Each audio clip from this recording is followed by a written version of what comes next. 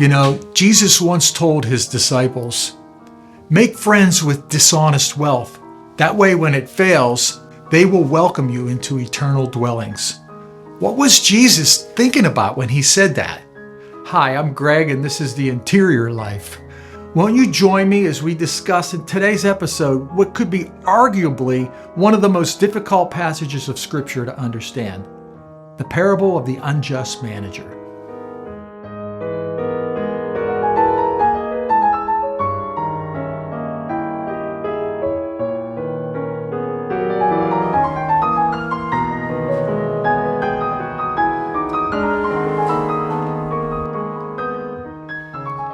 So I am in chapter 16 at the beginning. This is the parable of the dishonest steward. Then he said also to his disciples, a rich man had a steward who was reported to him for squandering his property. He summoned him and said, what is this I hear about you? Prepare a full account of your stewardship, because you can no longer be my steward. The steward said to himself, what should I do? Now that my master is taking the position of steward away from me, I am not strong enough to dig, and I am ashamed to beg. I know what I shall do, so that when I am removed from the stewardship, they will welcome me into their homes. He called in his master's debtors one by one. To the first he said, how much do you owe my master? He replied, 100 measures of olive oil. He said to him, here is your promissory note. Sit down and quickly write out one for 50. Then to the other he said, and how much do you owe? He replied, 100 cores of wheat. He said to him, here is your promissory note. Write one for 80. And the master commended that dishonest steward for acting prudently. For the children of this world are more prudent in dealing with their own generation than are the children of light. I tell you, make friends for yourselves with dishonest wealth, so that when it fails, you will be welcomed into eternal dwellings. The person who is trustworthy in very small matters is also trustworthy in great ones. And the person who is dishonest in very small matters is also dishonest in great ones.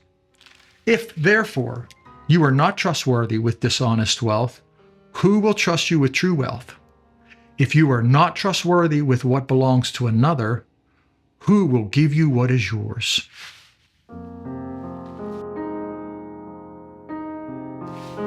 What can we learn from this parable?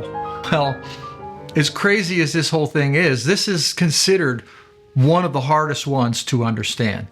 And it certainly is one of the ones that I had to research and really do my homework on. One of the things that I've learned about this particular parable is that there's a lot of different takes. So I am by no means trying to come up with saying that this particular take is going to be the take. I find it interesting learning this parable and finding out what this is supposed to mean, how we're supposed to apply it to our lives. There's two sections. You have the parable and then there's the application, and I'll break those apart for you. But let's just look at the parable, the opening lines. It starts out that he's talking to his disciples. So that's important to note. In fact, if you even back up all of chapter 15 and 16, it's about money. You have the prodigal son, the lost coin, the dishonest steward, the application, and it ends with the parable of the rich man and Lazarus. So in order for our souls to be the most fully maximized without falling into the trap of temptation that often comes with money, because it's a very tempting thing. There's this business of you can't serve two masters. You cannot serve God and Mammon. It's all about money, how we're supposed to use it, how we're supposed to spend it, what we're supposed to do with it, who we're supposed to help with it. Let's just break down this parable, the dishonest steward. He starts off by a rich man had a steward who was reported. So somebody reported to this rich man, and the rich man owns a big company. He has a big conglomerate. He has a big corporation, and he has a lot of people working under him. And we know that from some of the details that this story shares. He has himself what we would say a CEO, or somebody who's, running the head of this company.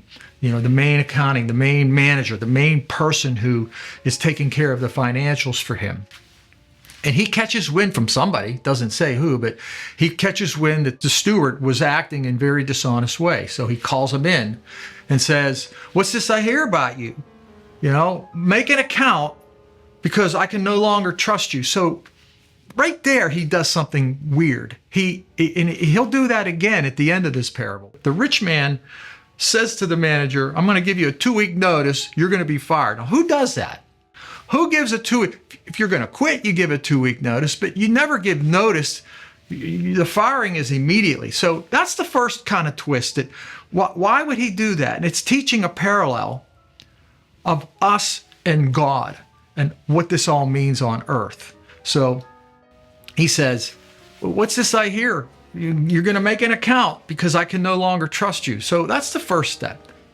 Then the steward's like, man, what am I going to do? I don't know how to dig. I can't do day labor. I can't work with my hands, and I'm too proud to beg. And it's interesting. He's saying this to himself.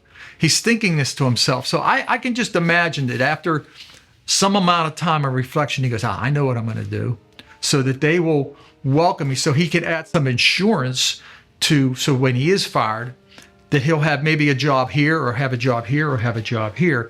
What I'm going to do is I'm going to call in my master's debtors, the people that owe him money, and I'm going to give them a big discount so that they'll be happy, and then that'll show favor to me. And that's what he does. He calls the first one in, and 100 measures of olive oil is like a lot. It's like almost 1,000 gallons. That's a lot of oil.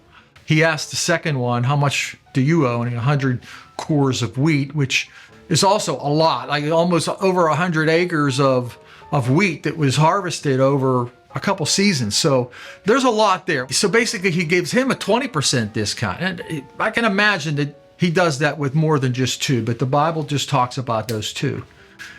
And then it skips to the end of the parable, which is curious. And then the master commended him for his shrewdness. In fact, let's just see exactly what that says. And the master commended that dishonest steward for acting prudently. So acting prudently, acting shrewdly, that's what the master commended him for. Now, why would you do that? Like, you would think that he would be upset. So that's the second twist to the parable.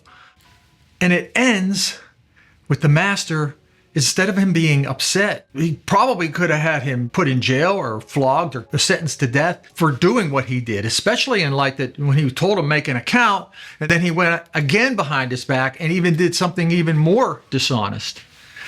He wasn't commending him for his dishonesty. He was commending him for his shrewdness.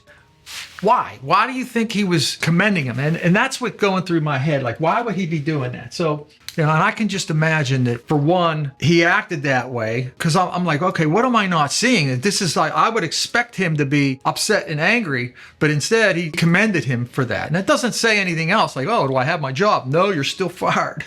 Being maybe himself shrewd and cunning in his own right, appreciated that and could appreciate that and admired that trait or that quality in the person. And that's kind of what Jesus is saying to his disciples. He's saying that it's okay to use that dishonest wealth in a shrewd and cunning way if it's going to benefit the poor and the needy. And the master probably was also happy because he was made to look merciful in the eyes of his debtors. He was made to look good, and he wasn't expecting that.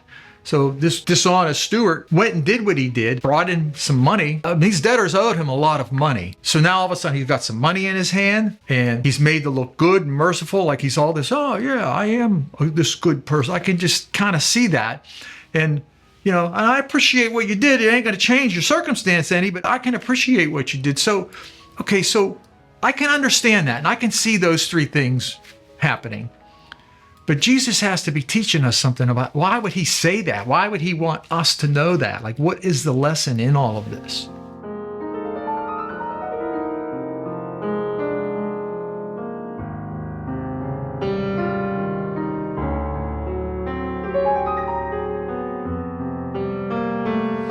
The application. You have the children of this world versus the children of light. And he says that in verse 8. He says, for the children of this world are more prudent in dealing with their own generation than are the children of light. He wants us to be good stewards with money.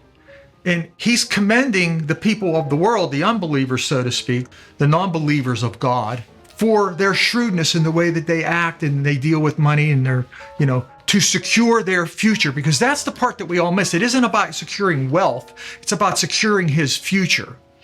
See, Jesus is trying to get us to stop looking at the temporal, this world, which is going to end.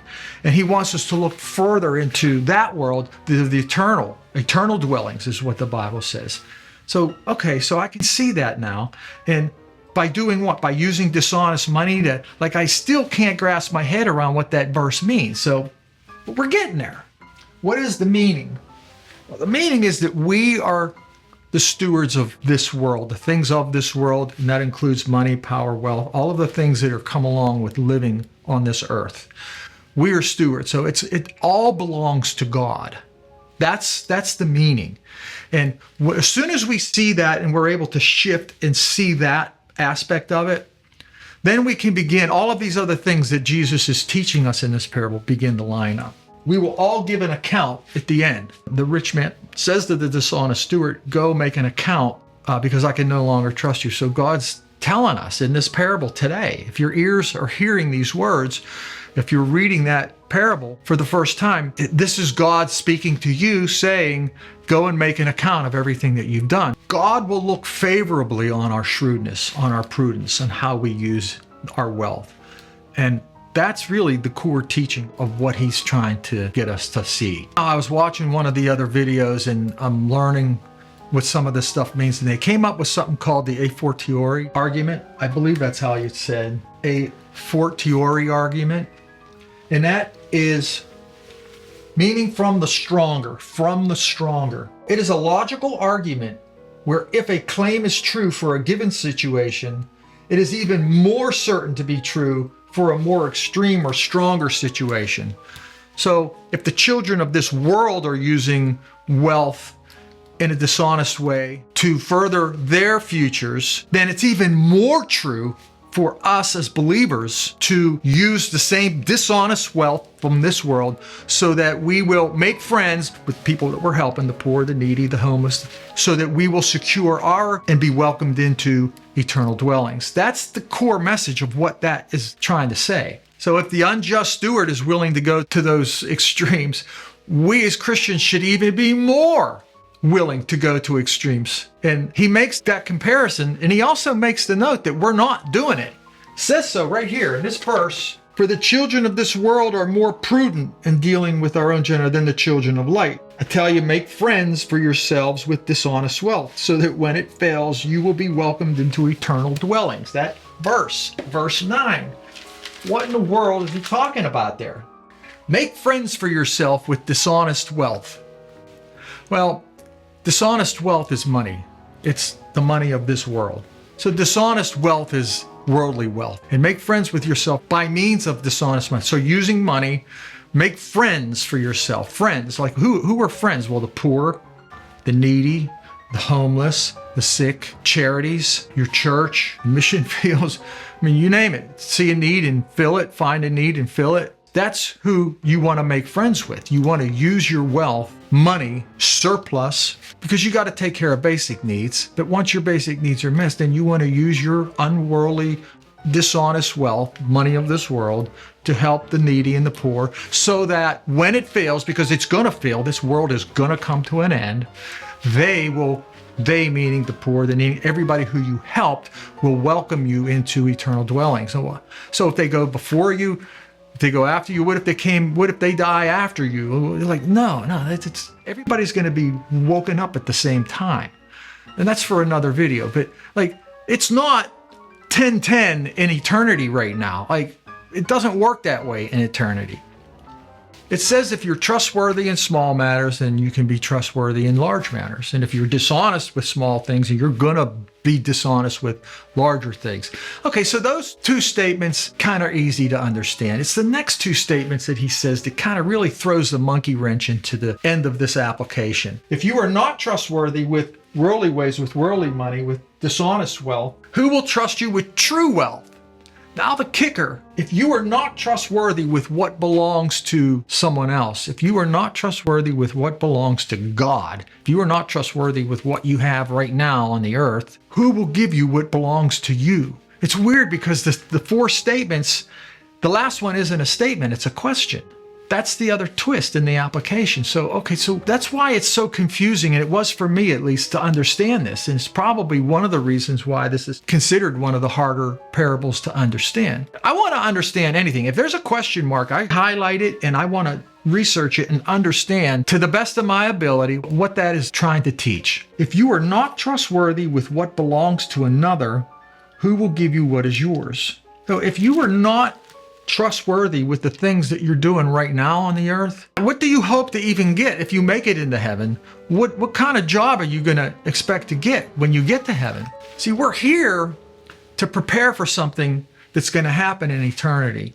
And when we get to eternity, it isn't going to be some hunky-dory easy thing. You get a bag of chips and sit on the couch and watch Netflix. There's a job that we're going to be having to do when we get there. And so what kind of position are we going to have? Who is going to give you what belongs to you? So this is already your inheritance. You already have that coming. As long as you do the things that you need to do to gain entrance and see it and be seen in God's favor, that's just the first part, that you're going to have a job assigned to you. Me personally, I just hope to get into heaven.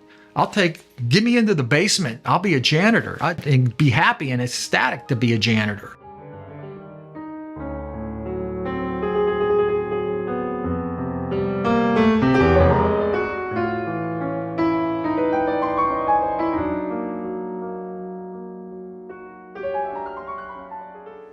So this is the way I'm thinking. Like, okay, so what else could that mean? Who will give you what is yours?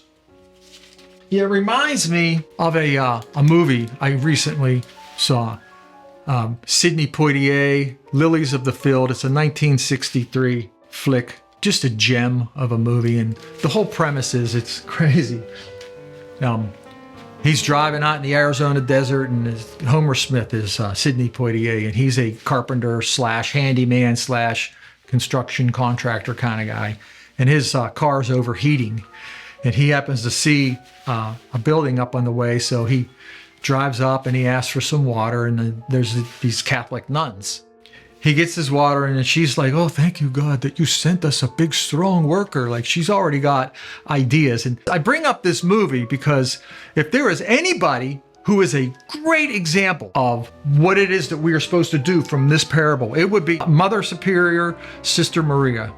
She's a good, strong German woman. She talks with accent, and Schmidt, she calls him, his name's Smith, but she calls him Schmidt.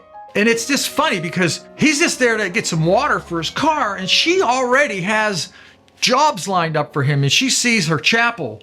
Then they show the chapel, and you can see her mind working like.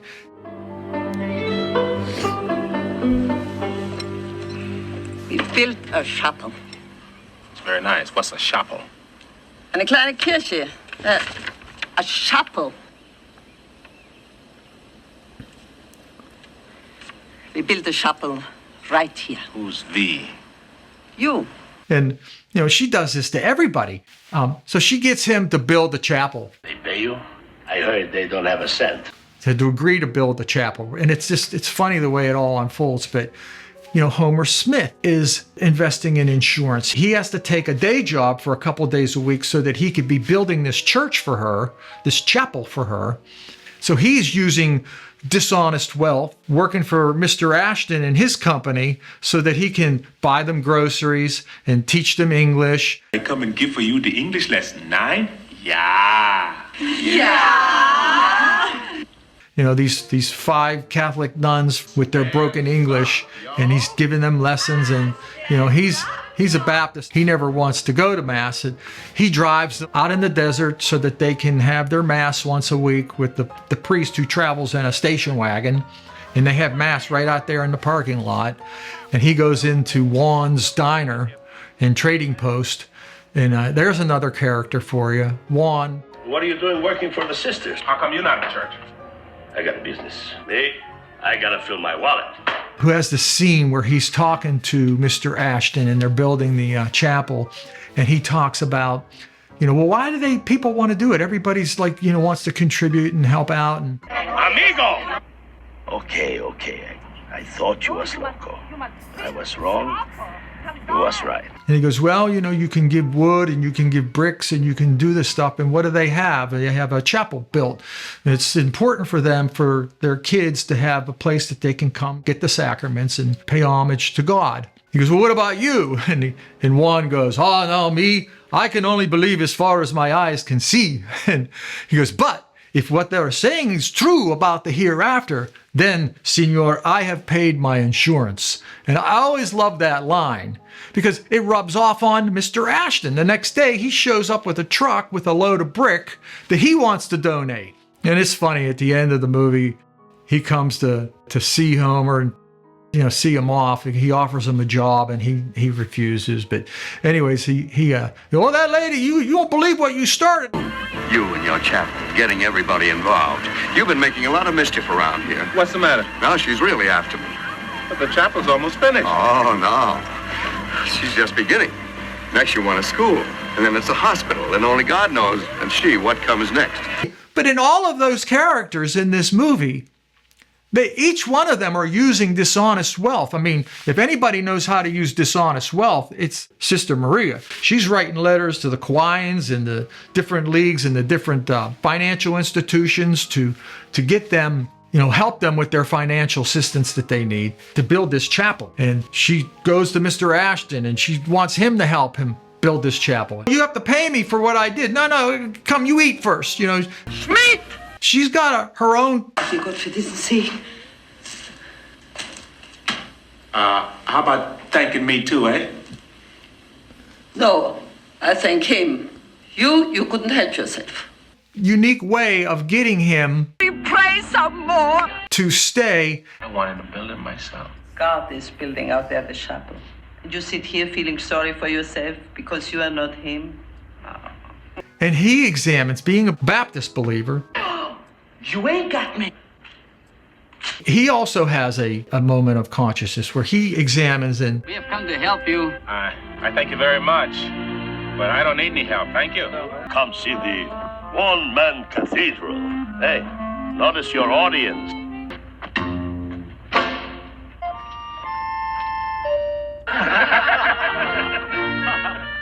part of it's pride. He's being, don't let them talk you into that. Don't. What are you using for materials? We're expecting a new ship. No, who's talking to anything? Oh, I'm their contractor. And I can handle almost any earth-moving equipment you've got. What are you going to be doing the rest of the time? Build me a chapel. we don't want them to think that we're having a tiff. Get back in my station wagon. I'll give you a ride back to the church because I don't want them to think that we're having any kind of fallout. Lilies of the field, the sweet smell of laughter is right here. Why'd you go and do that? The women last night, they say that is the only thing when a man has been mixing wine with tequila. It's funny how the whole movie develops all of these different characters, but the sister, how she's able to use worldly wealth to help secure friends for eternal dwellings, how Homer has taken a day job to earn dishonest wealth so that he can help pay for groceries and do things and allow him to continue on for months to finish building this church, how all of the townspeople that are getting this want to contribute a chandelier, a stained glass window, a nice door, some bells maybe, for the church, and they all want to help with their time, talent, and treasure. Even Mr. Ashton at the end donates some bricks that he had that he was just taking up space in the yard. And remember, Homer's like, I wonder what made him do it. And the guy who owns the diner, Juan, says, it's an insurance policy. So I really like the way that movie ties a lot of this together, and it kind of really makes it easy to see what Jesus is teaching and what is considered one of the most difficult to understand parables. Okay. In conclusion, what can we all say about all this?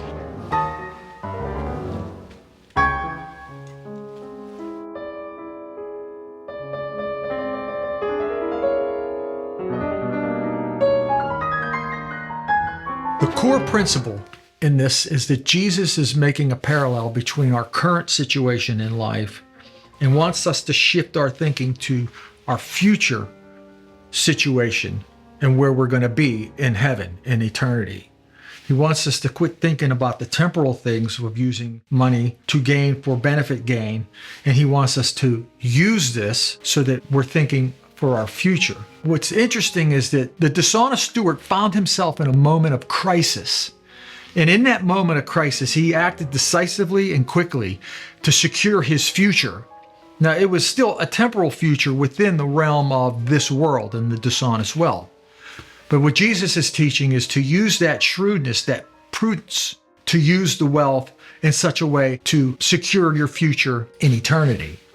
And that's really the core of it. If you cannot be trusted to manage the temporal things in this world, see, God sees this, and we're going to have to make an account of everything that we do on this earth one day. When we die, we're going to go meet our Maker, and we're going to have to make an account like the unjust steward. He's going to want to know. And that's why he gives us a 2-week notice before we're being fired. God is giving us the 2-week notice before our lives are over. That's the metaphor. Bird. Hey, buddy. By using the worldly wealth to help feed the hungry and clothe them, you are making heavenly deposits. You are making these earthly, you are taking out an earthly insurance policy. I like that way that Juan phrased it to Mr. Ashton. But if what they are saying is true about the hereafter, then I have paid my insurance. So by using the worldly wealth to help feed the homeless and take care of the needy and your church, by doing all of that, you are taking out an insurance policy for yourself so that you will be welcomed into heaven, into those eternal dwellings. Well, I guess that's it, guys. I mean, let me know what you think. As usual, I believe God has all of us right where he wants us. And yeah, I guess I'll see you on the next one. God bless.